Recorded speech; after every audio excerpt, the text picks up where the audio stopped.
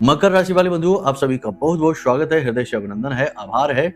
मकर राशि Bhind YouTube channel में। तो मकर राशि वालों, जरा ध्यान से सुनिए। जनवरी 2026 का महीना नई आशाएं, नई उम्मीदों का महीना। यह समय और काल के परिवर्तन का सूचक है। समय बदल चुका है, वर्ष बदल चुका है, नया महीना, नया वर्ष है। अब इसमें नई उम्मीदें, नई आशाएं हैं। उम्मीद कर रहे हैं आपको पुरानी समस्याओं से, परेशानियों से मुक्ति प्राप्त होगी। कुछ नया, कुछ बड़ा, अद्भुत आप हासिल कर पाएंगे और ये सब कुछ आपको मिलने भी वाला है। 14 जनवरी के बाद आपका भाग्योदय होगा, सकारात्मकता आपके जीवन में आएगी। लेकिन उससे पहले कहीं ऐसा ना हो जाए कि कोई ऐसा छल कर जाए, कोई ऐसा धोखा कर जाए, कोई ऐसी नकारात्मकता आपके ऊपर घात कर जाए जिसकी पीड़ा दूर होने का नाम ही ना ले और आप उसी में उलझ कर रह जाएं। जी हाँ बंधुओं, मंजिल तक पहुंचने से पहले रास्ते में भी सावधानी और सतर्कता अनिवार्य है, वरना रास्तों में और कांटों में उलझ कर रह जाने से मंजिलें कभी कभी छूट भी जाया करती हैं। सावधानी रखना आपको इस समय और काल पर बहुत अनिवार्य है। इस समय आपके ग्रह नक्षत्र बहुत कमजोर हैं। सूर्य, मंगल, बुध और शुक्र इस समय और काल पर केतु की नीच दृष्टि से पीड़ित हैं। ऐसे में आपके ऊपर घात हो सकता है। केतु घात करने के लिए मशहूर है। साथ ही साथ राहु अति प्रबल है, कुंभ राशि में है और प्रबल शक्ति के साथ आपको देख रहा है, आपके ऊपर घात करने के लिए तैयार बैठा है। समय और काल तो नकारात्मक है, लेकिन यदि आप सकारात्मक रहें तो इस नकारात्मकता से बड़ी आसानी से लड़ सकते हैं। बिल्कुल वैसे ही जैसे कि यदि आपके पास छाता है, मजबूत है, तो बारिश चाहे कितनी ही तेज क्यों ना हो, आप गीले होने से, भीगने से बच सकते हैं। तो बस यही हम आपको बताने जा रहे हैं। एक ऐसे इंसान के बारे में आपको हम बताने जा रहे हैं जो आने वाले 3 से 5 दिनों में आपके ऊपर घात करने वाला है, धोखा करने वाला है, चोट पहुंचाने वाला है। और ये बातें जो हम आपको बताने जा रहे हैं, ये कोई कोरी काल्पनिक बात नहीं है। ये आपके ग्रह नक्षत्र ही कह रहे हैं, ग्रहों का गोचर ही बता रहा है और कुछ महामाई के द्वारा दी गई दिव्य अनुभूतियों का भी भाव है। तो ऐसे में आपको सावधान रहने की आवश्यकता है। कुछ चीजें तो हम आपको हाल हाल में बता दें कि पैसे अपने संभाल कर रखिए। कोई बड़ा निवेश का फैसला इस समय और काल पर आप ना लें। वाहन आदि इस समय और काल पर संभल कर चलाएं और अपनी भविष्य की योजनाएं, अपनी गुप्त योजनाएं किसी के सामने उजागर ना करें, चाहे वह आपका कितना ही खास क्यों ना हो। ये चीजें आपके लिए बड़ी पीड़ादायक होने वाली हैं। सबसे बड़ी बात कि भावनात्मक तौर पर किसी के ऊपर भी आंख बंद करके भरोसा ना करें। किसी से भी प्रभावित होकर कोई भी कार्य करने की कोशिश ना करें, वरना चोट खाएंगे। लोग आपका दुरुपयोग कर लेंगे। पहले भी ऐसा हो चुका है, फिर से हो जाएगा। आपकी भावनाओं का कोई मोल नहीं रह जाएगा। आपके द्वारा की गई मेहनत, आपके प्रयासों से दूसरे तो कामयाब हो जाएंगे, लेकिन आप जहां की तहां खड़े रह जाएंगे। क्रेडिट चोरी की स्थिति आपके साथ बनेगी, यानी कि आपने की मेहनत और दूसरे हो गए कामयाब और आपके साथ कुछ भी नहीं हुआ, उल्टा आपको बुराई ही मिल गई। तो ये चीजें हैं जो आपको अभी इस समय और काल पर विशेष तौर पर देखनी है। साथ ही अपने शरीर का, अपनी सेहत का भी विशेष ख्याल रखना है, क्योंकि शरीर स्वस्थ तो सब कुछ स्वस्थ। पहला सुख है निर्मल काया। कहने का मतलब यह है कि कार्यक्रम बेहद महत्वपूर्ण है। हम आपको इस एक इंसान के विषय में बताएंगे जो अगले 3 से 5 दिनों में आपके साथ धोखा कर सकता है, घात कर सकता है। इसी के साथ साथ आपको अपना ऑरा क्लीनिंग कैसे करना है। हर एक व्यक्ति के पास उसका अपना एक विशेष ऑरा होता है, ऊर्जा क्षेत्र होता है। यह ऊर्जा क्षेत्र उसे प्रोटेक्ट करने का कार्य करता है। यानी कह सकते हैं कि आपके ऊर्जा शरीर की इम्यूनिटी अगर अच्छी है तो आप दूसरों की नजर, टोना टोटका से, किए गए तंत्र मंत्र से आसानी से बच सकते हैं।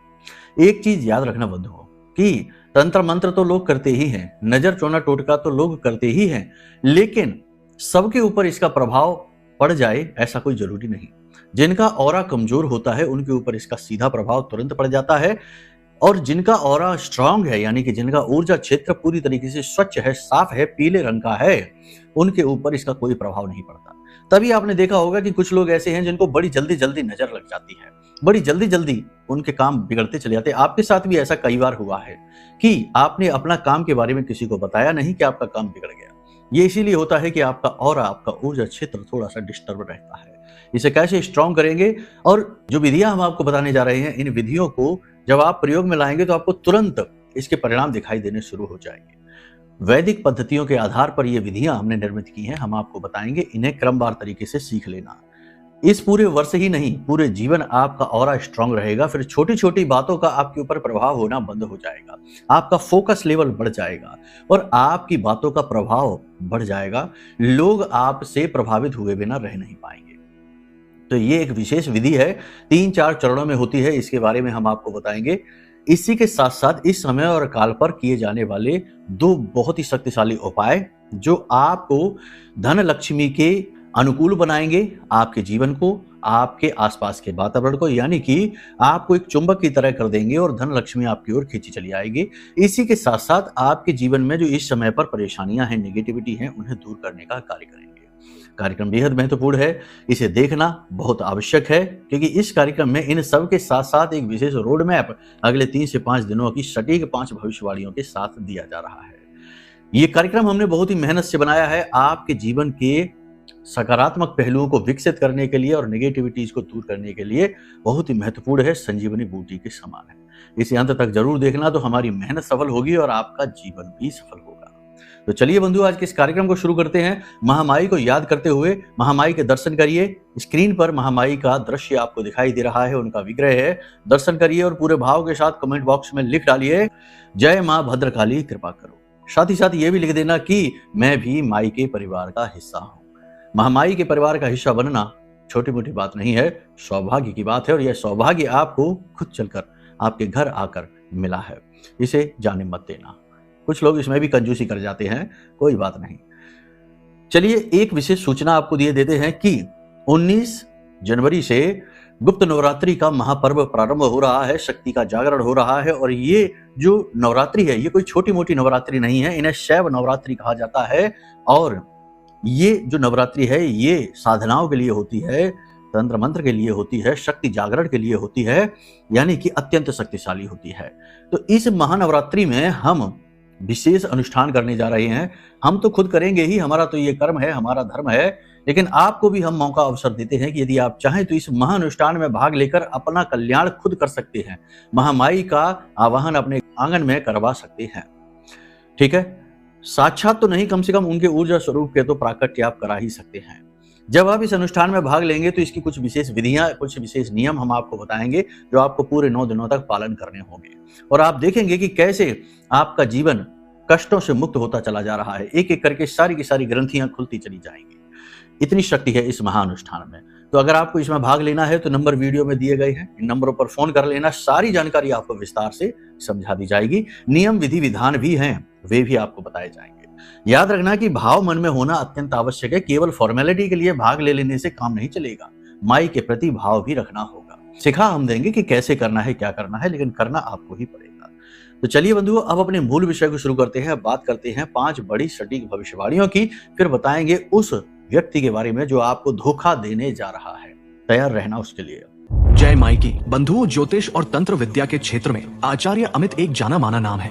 पूज्य गुरुदेव के साधनाओं और ज्योतिष विद्या के अनुभव बेहद दिव्य है। जी हाँ, पूज्य गुरुदेव ने जिसकी भी कुंडली का विश्लेषण किया और कुंडली के अनुसार उसे सटीक उपाय व महामाई माँ बगलामुखी की विशेष कृपा दी, उसके जीवन में सकारात्मक बदलाव तो आ ही है। फिर चाहे समस्या कितनी ही कठिन क्यों ना हो, समाधान तो अवश्य हुआ है। अब ऐसे में यदि आप भी अपने जीवन की किसी बड़ी समस्या से जूझ रहे हैं, जैसे कि कर्जा बढ़ता ही जा रहा है, काम धंधा और व्यापार सब रुक चुका है, रिश्ते नातों में तनाव हद से ज्यादा बढ़ गया है, पूरा जीवन ही नकारात्मकताओं से भर गया है, तो ऐसे में यही सही समय है जब आप श्रेष्ठ गुरु से मार्गदर्शन प्राप्त करें और जीवन के अंधकार को समाप्त कर दिव्य प्रकाश की ओर कदम बढ़ाएं। वीडियो में दिए गए नंबरों पर तुरंत संपर्क करिए और अपनी कुंडली का विश्लेषण व समाधान पूज्य गुरुदेव के द्वारा करवा लीजिए। देर ना करें, आपके देवी देवताओं के आशीर्वाद से ये मौका खुद चलकर आपके पास आया है, इसे गंवाना नहीं है।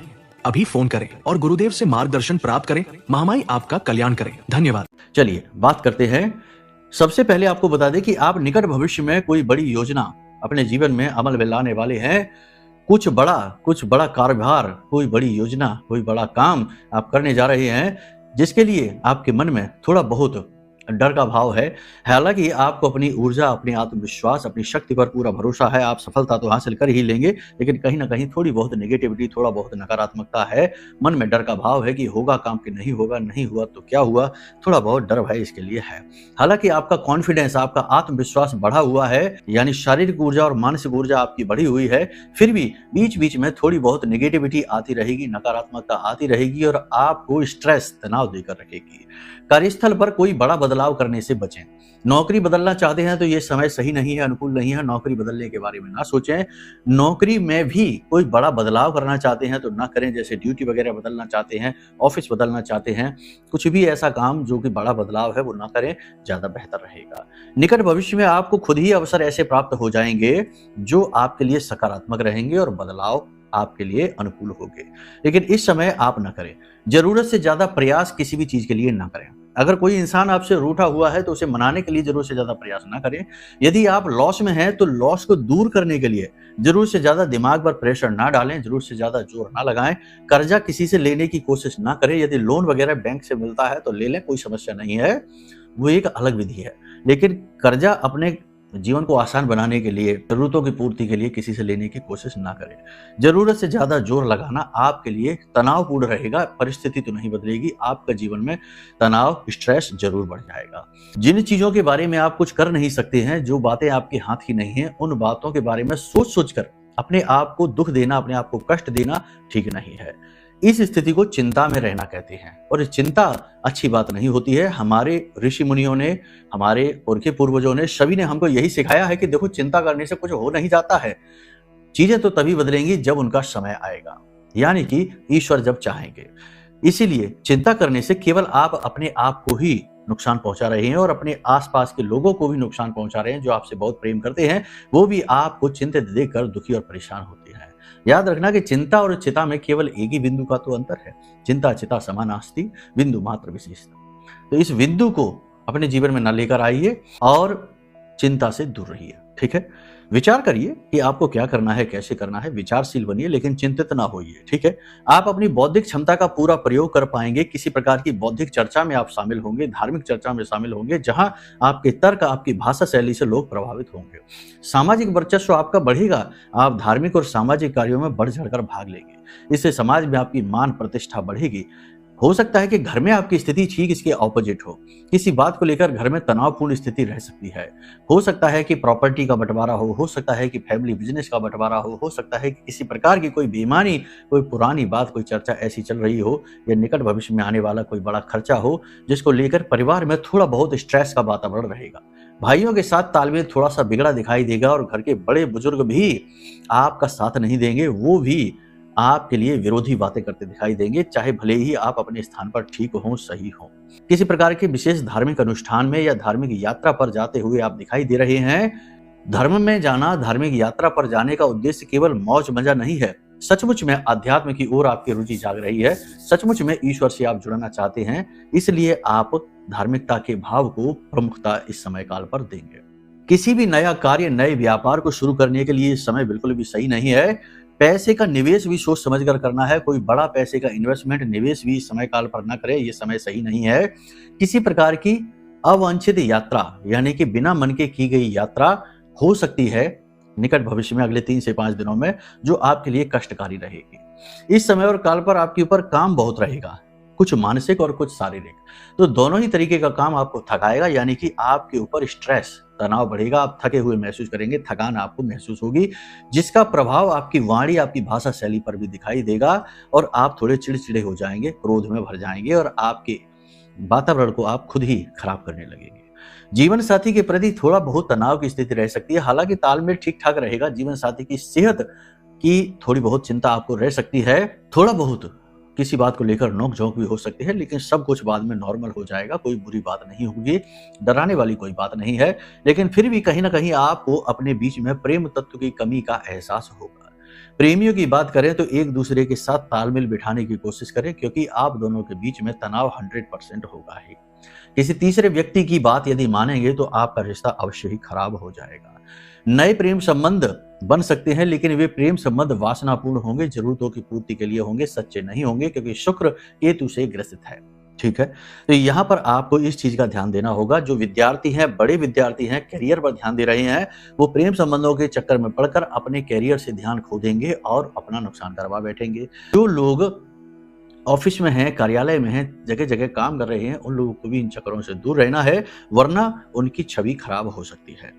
किसी व्यक्ति को जरूरत से ज्यादा हमदर्दी देने की कोशिश ना करें, जरूरत से ज्यादा किसी की मदद करने की कोशिश ना करें। इस चक्कर में आप अपना नुकसान कराएंगे, अपना समय और अपना पैसा आप बर्बाद करेंगे। किसी के भी जीवन को आप बदल नहीं सकते हैं। किसी की छोटी-मोटी सहायता करके आप उसे सुख ज़रूर पहुँचा सकते हैं, लेकिन उसके जीवन को आप बदल नहीं सकते, क्योंकि वह जो भी कुछ भोग रहा है, वह उसकी कार्मिक यात्रा का ही एक पहलू है। कहने का मतलब ये है कि वह अपने प्रारब्ध में जो लिखवा कर लाया है, वह उसे भोगेगा ही। यदि कुछ वर्षों तक का निर्धनता, कि कुछ वर्षों तक का तनाव, कुछ वर्षों तक का कर्जा वह लिखवा कर लाया है, तो वह उसे भोगेगा ही। चाहे आप कुछ भी कर लीजिए, कर्जा उसका दूर नहीं हो सकता है। ये उसकी कर्म में लिखा हुआ है, उसके भाग्य में लिखा हुआ है। तो अब इस चक्कर में आप पढ़कर अपना भाग्य जरूर खराब कर लेंगे, अपना कर्म जरूर खराब कर लेंगे। ईश्वर के विधान को आप खराब करने की कोशिश करेंगे। देखो, ये बात सुनने में अच्छी नहीं लग रही होगी, लेकिन यही सत्य है। आप चाहे लाख कोशिश कर लीजिए, किसी का कर्जा है, पूरा कर्जा चुका दीजिए, आप बर्बाद कंगाल हो जाएंगे, लेकिन वह पुनः किसी न किसी बात को लेकर कर्जे में आ जाएगा और आप तो बर्बाद हो ही जाएंगे। दूसरा, आपके ऊपर यह भी एक आरोप लगेगा, आपने खुद पर भी ये कर्म का बंधन बांध लिया कि ईश्वर के विधान में आपने हस्तक्षेप कर दिया। इसीलिए कहा जाता है कि किसी की कार्मिक यात्रा को छेड़ना नहीं चाहिए। मदद करिए, लेकिन जरूरत से ज्यादा नहीं। ठीक है। निकट भविष्य में आप कोई वाहन, भूमि आदि खरीद सकते हैं, इसकी प्रबल संभावनाएं बन रही हैं, जो कि बहुत अच्छी बात है। संतान की तरफ से आप थोड़ा टेंशन फ्री हो जाएंगे। संतान कोई ऐसा कार्य करेगी जिससे आपको गर्व महसूस होगा। हालांकि थोड़ी बहुत उनके भविष्य को लेकर चिंता भी आपको रहेगी, लेकिन कहीं ना कहीं आप आश्वस्त हैं अपनी परवरिश पर, अपनी समझाइश पर, कि संतान आपकी शुभ रास्ते पर ही है, अच्छे रास्ते पर ही है। व्यापार में कड़ी प्रतिस्पर्धा रहेगी, जो कि आपको सोचने पर मजबूर करेगी और आपको टेंशन देगी, तनाव देगी। सेल्स वगैरह, बिक्री वगैरह आपकी ठीक ठाक रहेगी, कोई टेंशन वाली बात नहीं है, लेकिन फिर भी मन के अनुकूल नहीं रहेगी जैसा आप सोच रहे हैं। याद रखना कि इस समय और काल पर आपके शत्रु बनेंगे, गुप्त शत्रु बनेंगे और आपके खिलाफ लोगों के कान भरेंगे, आपके खिलाफ अनाप शनाप बातें फैलाएंगे, उल्टी सीधी बातें फैलाएंगे। और ये बातें जब आप तक पहुंचेंगी तो आप इनको सोचकर थोड़े से परेशान हो जाएंगे, विचलित हो जाएंगे। हालांकि आप ये जानते हैं कि जिन लोगों का ये स्वभाव है वो तो ये करेंगे ही, चाहे आप कैसा भी कुछ भी उनके साथ कर लीजिए, वो सुधरने वाले नहीं है। और आप उनके जैसा व्यवहार उनके साथ कर नहीं सकते, आप उनके स्तर तक नीचे जा नहीं सकते, क्योंकि आप का जो अंदर से सॉफ्टवेयर है, जो आपके विचार है, आपकी जो आत्मा है, वो उस स्तर तक कभी गिर नहीं सकती है। तो ये चीजें थोड़ी सी स्ट्रेस जरूर क्रिएट करेंगी आपकी लाइफ में, लेकिन आप बड़ी आसानी से चीजों को संभाल लेंगे। अब जो लोग विदेश में नौकरी कर रहे हैं, उनके लिए एक मौका मिलने वाला है निकट भविष्य में। अगले 3 से 5 दिनों में इन्हें एक अच्छा मौका मिलेगा, जिससे कि कैरियर में इनका स्थान मजबूत हो जाएगा, वातावरण कार्यस्थल पर इनके अनुकूल हो जाएगा और उच्च अधिकारियों में भी इनकी तारीफ होगी।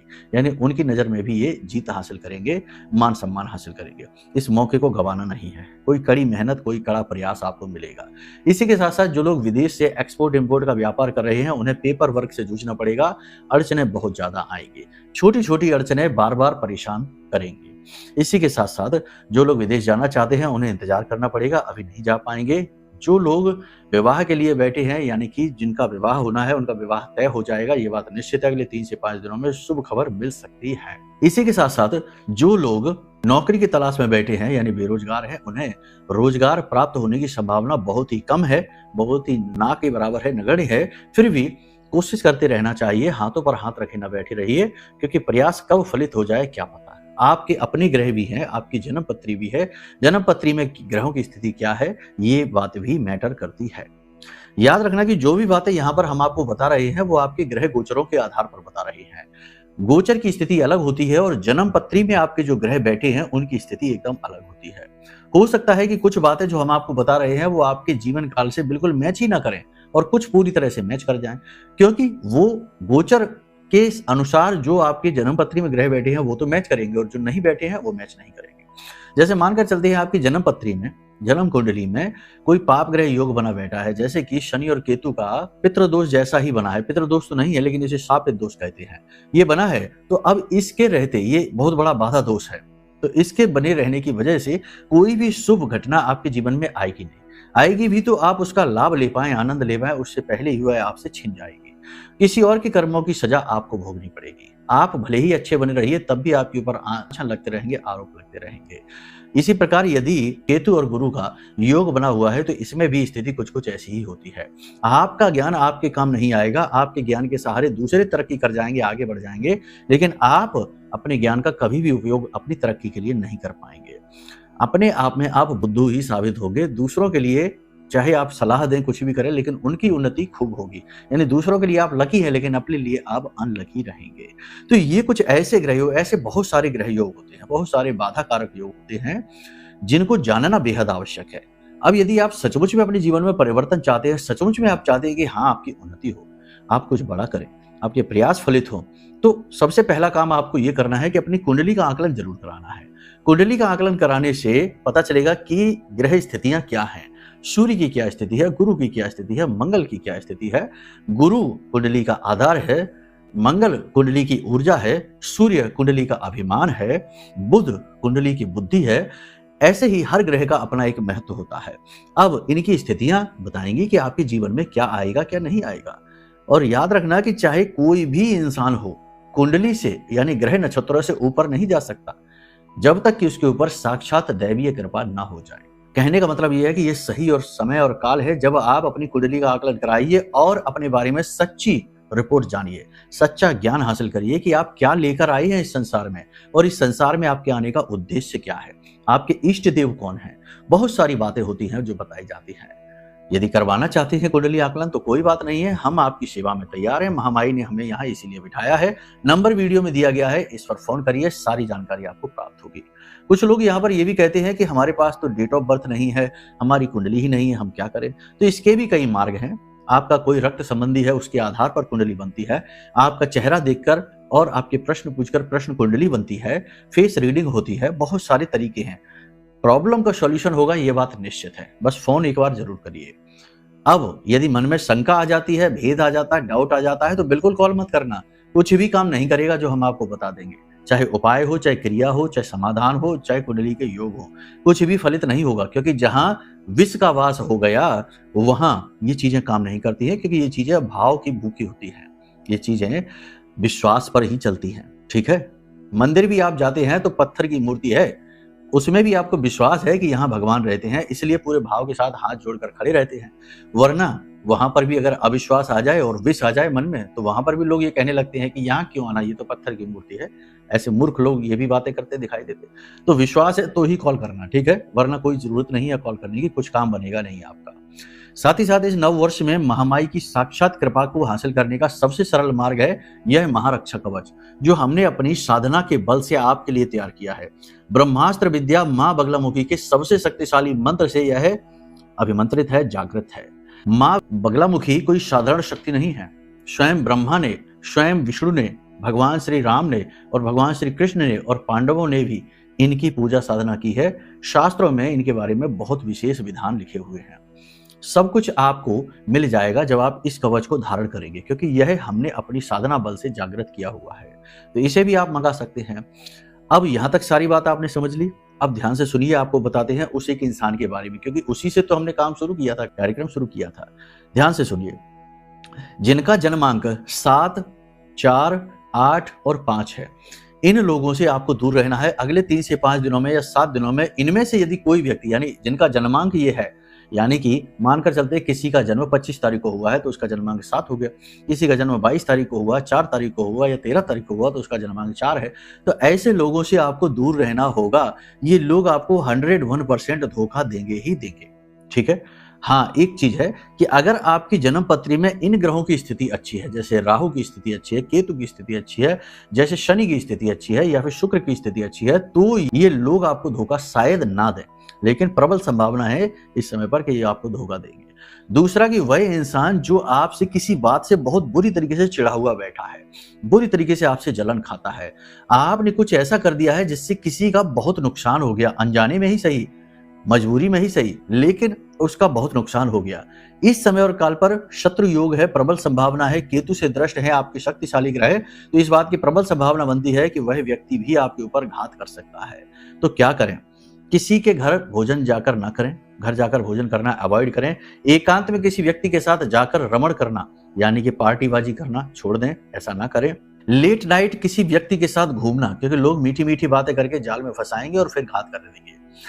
आजकल न्यूज वगैरह में आप देख ही रहे होंगे, जो हादसे होते हैं वो जरूरी नहीं कि दूसरों के साथ ही होते रहे।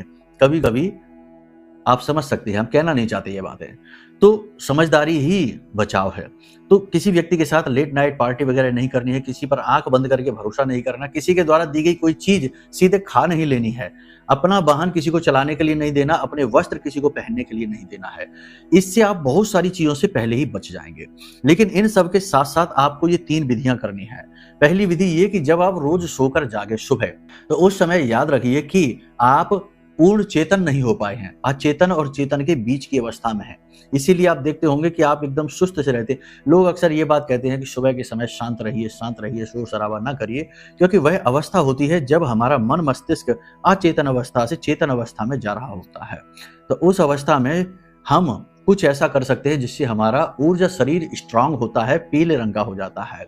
वो क्या क्रिया है? वो क्रिया ये है कि हम उस समय और काल पर जैसे ही हम सोकर जाके अपने ही बिस्तर पर पालथी मारकर बैठ जाएं और आंख बंद करके बैठे रहें और अपने कुटी पर, यानी कि अपनी दोनों आंखों के बीच में जहां हमारा आज्ञा चक्र होता है, वहां पर जो आज्ञा चक्र होता है उस पर ध्यान लगाने की कोशिश करें।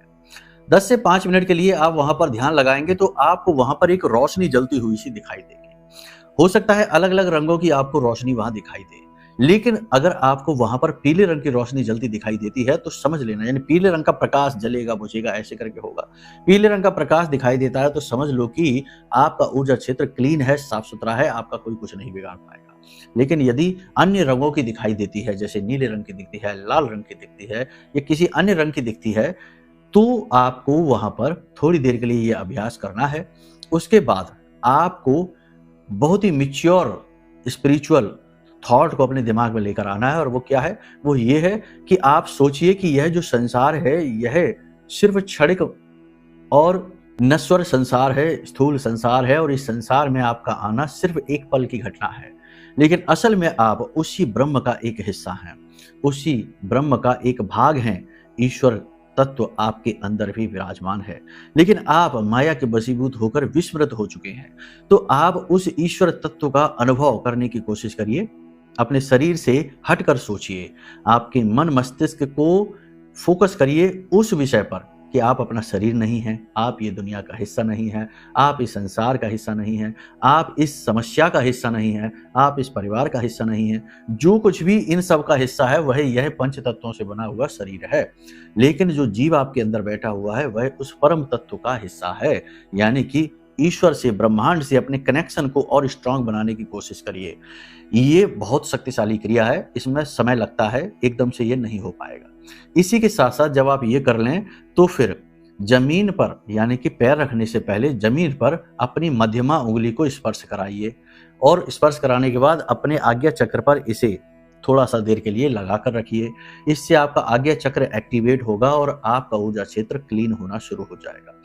अब अपनी क्रिया शुरू करिए, यानी कि अपनी हथेलियों को देखिए और कराग्रे वसते लक्ष्मी कर मध्य सरस्वती कर मूले च गोविंदा प्रभाते कर दर्शनम, इस मंत्र का जाप करिए और हाथों को मल के अपने चेहरे पर लगाइए। इतनी अवस्था तक आप बिल्कुल शांत रहेंगे, कोई भजन नहीं सुनेंगे, कोई नाम जप नहीं करेंगे, कोई मंत्र नहीं बोलेंगे, कुछ भी नहीं। इन क्रियाओं को आप करना प्रारंभ करिए। इसी के साथ साथ स्नान आदि करने के बाद महामाई माँ बगलामुखी का कवच पाठ, आरती चालीसा कवच पाठ करना प्रारंभ करिए। हल्दी की माला अपने गले में डाल लीजिए, आपका कोई बाल भी बांका नहीं कर पाएगा। अब ये कवच पाठ आपको कहां से मिलेगा? नंबर वीडियो में दिया गया है, आप इन नंबरों पर फोन करिए, हम आपको यहां से पूरा PDF भेज देंगे जिसमें आरती चालीसा कवच पाठ रहेगा। आप उससे आराम से पाठ कर पाएंगे। पूजा पाठ की विधि का भी वीडियो आपको भेज देंगे आपके WhatsApp नंबर पर, ठीक है? और ये बिल्कुल मुफ्त रहेगा, ठीक है? अब यहां तक सारी चीजें आपने समझ ली है। जितनी सहायता हम आपकी कर सकते हैं उतनी हम करने की कोशिश करते हैं, लेकिन कुछ चीजों का मूल्य भी रहता है। कुंडली आकलन का मूल्य है। महारक्षा कवच, ब्रह्मास्त्र विद्या माँ बगलामुखी का जो आप मंगाएंगे, यह जो महारक्षा कवच है इसका भी मूल्य रहता है, क्योंकि ये सारी चीजें हमें बाहर से खरीदनी पड़ती हैं। हमारे घर में फैक्ट्री नहीं है, हम बनाते नहीं ये चीजें, हम तो केवल अभिमंत्रित करते हैं, जागृत करते हैं माई के मंत्रों से। तो इन सब चीजों का मूल्य रहता है, ठीक है? कहने का मतलब ये है कि सेवा जितनी हमसे बनती है उतनी करते हैं, और कुछ चीजें जो मूल्य रहता है उनमें भी हम बहुत संकोच करने की कोशिश करते हैं। बाकी सारी बातें आपको जो जाननी है उसके लिए वीडियो में नंबर है, उन पे आप फोन करिए, आपकी सारी शंकाओं का समाधान किया जाएगा, ठीक है? टेंशन की कोई बात नहीं है। तो अब यदि मन में कोई प्रश्न उठे, जैसे कुंडली आकलन कराना है, महाअनुष्ठान में भाग लेना है, ब्रह्मास्त्र विद्या माँ बगलामुखी का महारक्षा कवच मंगाना है, कुछ भी जानना है तो नंबर वीडियो में दिया गया है, इन नंबरों पे फोन कर लेना, आपको सब कुछ हम बताएंगे। ठीक है, तो चलिए बंधुओं, कार्यक्रम को यही विराम देते हैं। प्रेम से बोलिए जय माई की, जय माँ बगलामुखी। हमारे प्रिय और परम पूज्य आचार्य जी ने अपनी साधनाओं के अनुभवों पर आधारित शक्तिशाली उपाय और क्रियाओं के माध्यम से हजारों लोगों के जीवन को पूरी तरह से बदला है।